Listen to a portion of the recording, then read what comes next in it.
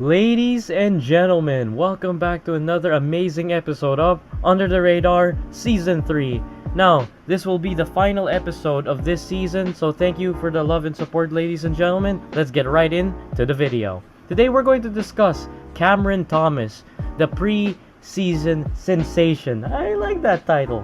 Now, Cameron Thomas, if you ladies and gentlemen don't know, he is torching the preseason right now, and hopefully he's going to torch the league out as soon as the season begins. The opportunity for the guard position in Brooklyn is gonna be quite flexible. The guards that are legitimately point guards are just technically Patty Mills. You guys, basically Brooklyn lost Chioza to the Warriors, and Cameron is going to have a wide open option for him to come off the bench or be a backup shooting guard or a backup point guard.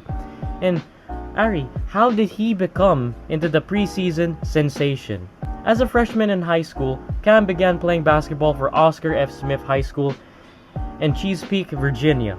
But he played for his junior and senior season with Oak Hill Academy, and best believe it, the dude dominated. Now, you already know for Oak Hill Academy for producing talents like Brandon Jennings, Carmelo Anthony, and very much more talents. Now, he joined to make one of the best teams in high school in Oak Hill Academy with current Orlando Magic point guard Cole Anthony and current Illinois big man Kofi Cockburn. Cam averaged 26.2 points, 3.8 rebounds, and 3.4 assists per game, while leading his team to a 31-5 record. Dang, that's dominant. In July of 2019, he was named the Offensive Player of the Year in the NIKE EYBL. If you're recognized as the best offensive player in the NIKE EYBL, damn, you're good. That means you're outscoring other 5-star recruits or whoever the hell is more hyped than you. Now, after averaging 29.5 points per game for Boo Williams, as a senior in Oak Hill Academy, Thomas averaged 31 points, 6 rebounds, and 3.4 assists per game, leaving as the all-time leading scorer in school history. And you have no idea, ladies and gentlemen, how many NBA players have walked through Oak Hill's walls. And the fact that he was averaging 30 plus points, and I think he had 2 40-point performances. And not only that, he led his team to the Tournament of Champions title, which has technically made him, an MVP of that thing. I mean, come on, he is the MVP of that thing. And not only that, he was selected to play for the Jordan Brand Classic, which that's how you know you're a legitimate basketballer. On November 18, 2019, Cameron Thomas committed to play college for LSU, which is well known to have the Beast incarnate himself, Shaquille, the Diesel, the Shaqtus. You already know how much acronyms and nicknames Shaq has. O'Neal. Now, he picked the Tigers over UCLA and a lot of other prestigious programs.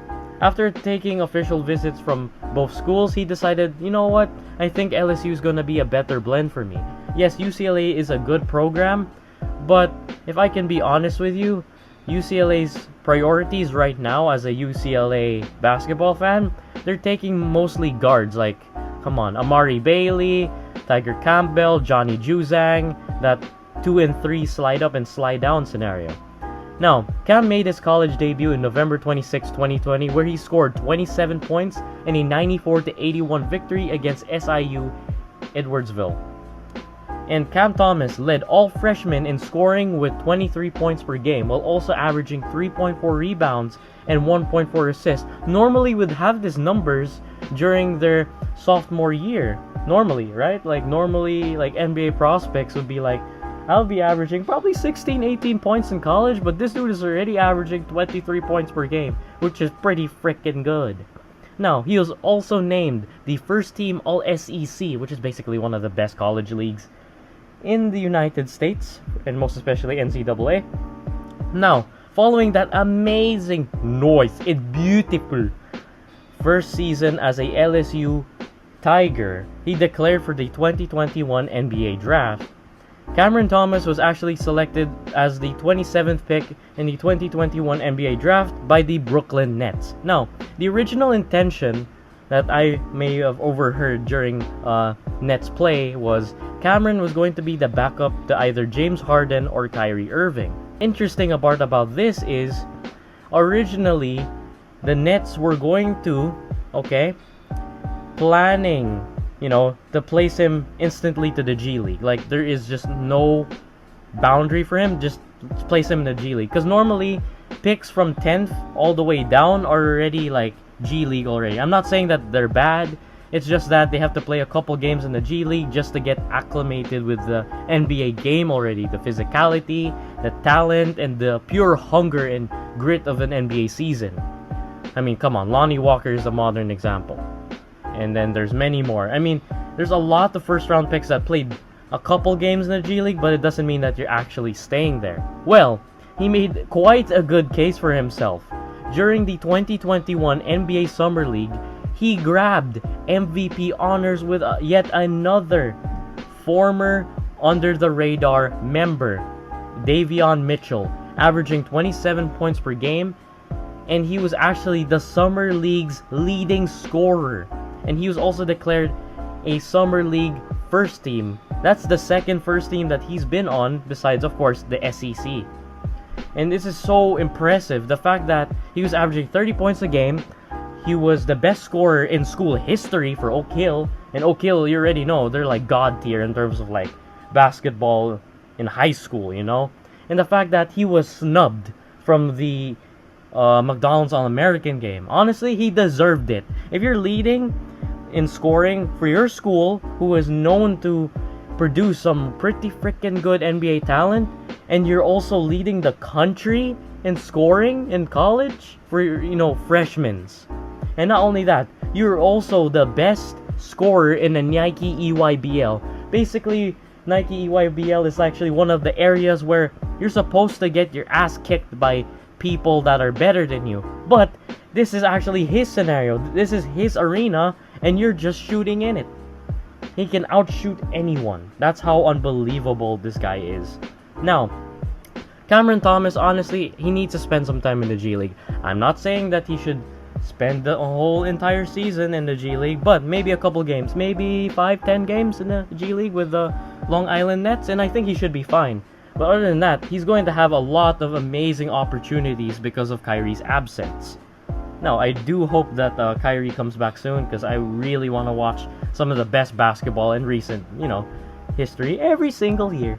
Now, Cameron Thomas has a lot of upside. The dude can shoot off screens. He is the perfect guard for that. Off screens, off pin downs, off breakaways. The guy is really physical. I mean, the dude has unlimited potential. He's like that shooting guard that you demand more of, but he can give that to you. And he can score on all three levels. He's really good at drawing fouls. And of course, he had a 90% from the free throw line. And he was 32% from downtown, which is pretty freaking good. Now, I looked at the analytics here. The reason why his three-point shooting is 32% because according to a lot of, spreadsheets that I've seen in the scoring patterns, he had that percentage because he tried attempting a lot of contested jump shots. And another thing about this guy is he makes tough shots. I mean, over 3 hands, over 3 defenders, he can do it. He can score. And the physicality and shooting potential in the NBA. And already in the preseason, the guy already is showing flashness of potential of what he could possibly be. He could be pretty freaking great in the NBA. Now, another thing. These are his weaknesses. He needs to improve on his shot selection, his defense and defensive effort, and his decision making and passing. Now, passing is a developmental factor for him, but I know that he is willing to work for it, and I've seen that the past couple of games that he's really working to tune these things over. And I honestly hope that he could be able to, glide around the NBA like Caruso one day, like have that really nice, 6-man role that I can instantly give you a bucket as soon as you sub me in. That's what I'm looking at. And he also has to improve his finishing consistency. Yes, the guy can finish through tough contact. He can body people up. But he needs to get those percentages up in order for him to be more trustworthy down in the paint. But I'm noticing during these preseason games, and I'm sure that he's going to get used to the physicality as soon as he hits the NBA next week, hopefully. He's going to learn the physicality, and he's going to be more confident and more comfortable out there. So I think the best place to go for Cameron right now is to spend some time in the G League, couple games, and then you play for the Nets most of the time. And it's very, very cool that the NBA has now allowed G League players to finally contribute to the playoffs, because it was pretty sad towards at the end of the season when Andre Ingram couldn't have helped just a tiny bit, just to give a tiny bit of hope to the Lakers when he had that 2-game streak of, absolutely torching. So it's a very good opportunity that the NBA is expanding their walls and their G League development. And I hope Cameron turns into the player that I want him to be. And good luck, Cameron. I can't wait to see you out there in the NBA wearing a nice jersey on the Brooklyn jersey. Ladies and gentlemen, if you enjoyed today's video about Cameron Thomas, hit that like button, hit that subscribe button to join the family, and I shall see you all next week. Enjoy your weekend. Bye-bye.